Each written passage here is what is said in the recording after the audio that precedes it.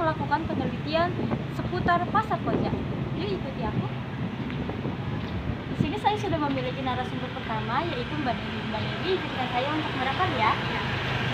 Yuk kita mulai wawancaranya. Apa sih nama asli pasar koja sebelum dikenal dengan nama saat ini? Pasar Koja sebelumnya dikenal dengan nama Pasar Selasa atau lebih tepatnya itu Pasar Tumpah. Kapan nama pasar koja mulai digunakan secara resmi untuk menggantikan nama sebelumnya? Sekitar tahun 1970-an setelah pasar mulai beroperasi dan ditempatkan secara permanen.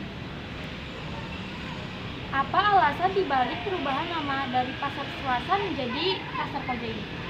Alasannya karena menyesuaikan tempat pasar itu berdiri, yaitu Kelurahan Koja. Apa kaitan antara nama daerah koja dengan komunitas etnis tertentu di masa lalu? Kira-kira ada nggak ya?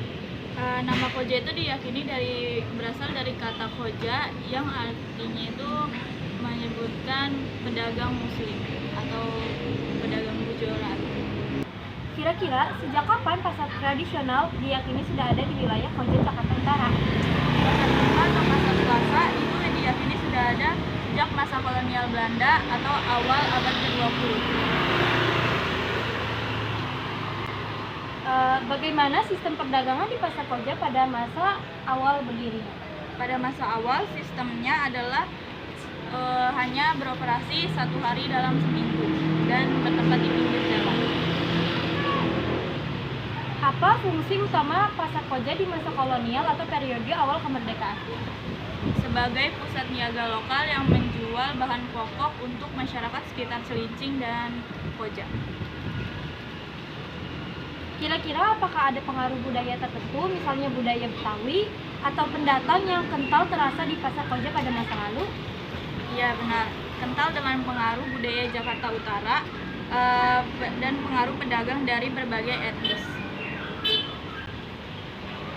Kapan pembangunan fisik pasar koja baru dimulai? Pembangunan fisik gedung pasar ini mulai dari sekitar tahun akhir 1960-an atau awal 1970-an. Nah, terakhir, bagaimana kondisi fisik pasar berubah dari era pasar tradisional murni menjadi pasar yang direvitalisasi?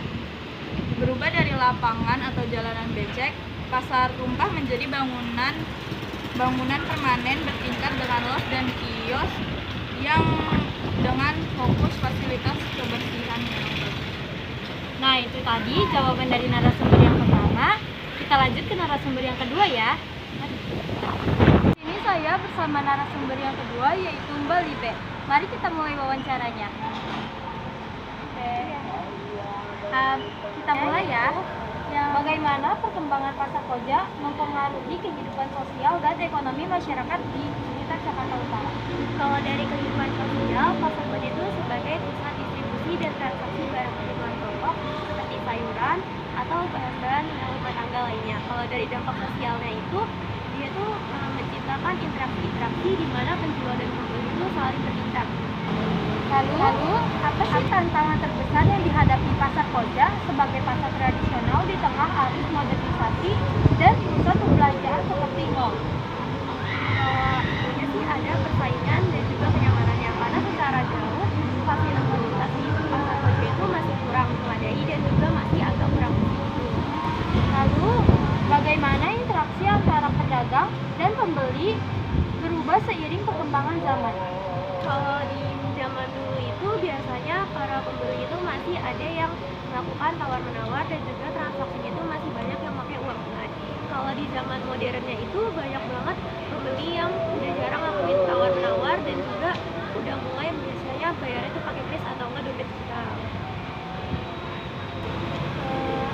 Apakah pernah terjadi peristiwa penting seperti kebakaran besar atau relokasi pedagang yang signifikan dalam sejarah pasar ini?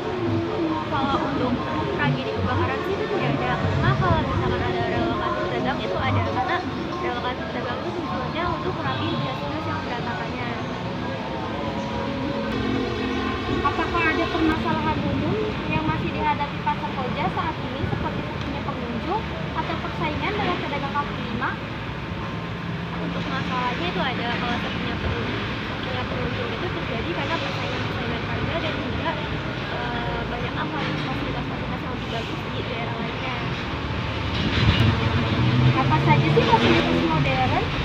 dalam rangka setelah revitalisasi pasar.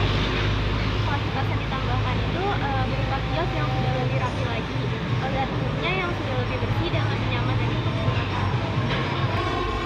Bagaimana teknologi mempengaruhi operasional pasar koja belakangan ini?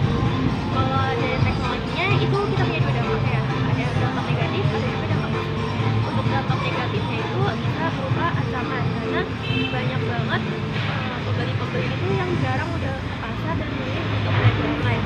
Tapi kalau dari dampak positifnya itu biasanya para pedagang itu banyak yang melakukan transaksi permanen, dagangannya itu dijual secara online.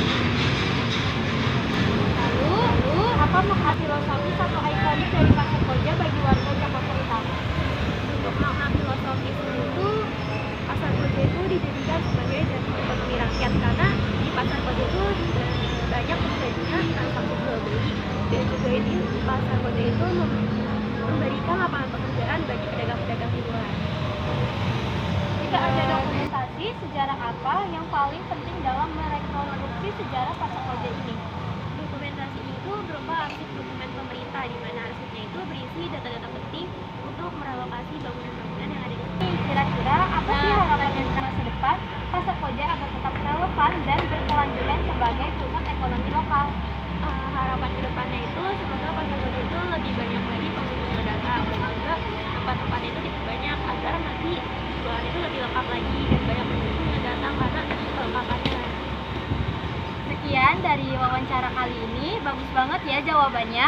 Saya sudahi penelitian kali ini. Wassalamualaikum warahmatullahi wabarakatuh.